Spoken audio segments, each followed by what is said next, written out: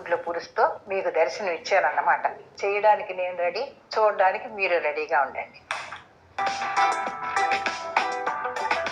గుడ్లు వేయించేసుకున్నాం. ఇప్పుడు మనం కొంచెం ఆవాలు వేసుకుంటే చిటపట్లాడితే, కొంచెం జీలకర్ర, ఉల్లిపాయలు,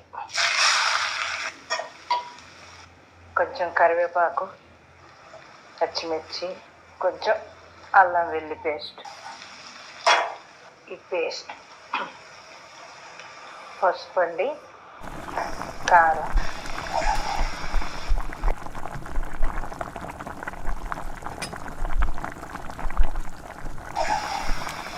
ధనియాల పొడి, జీలకర్ర పొడి వేసుకుంటే 8 గుడ్లు. ఓకే,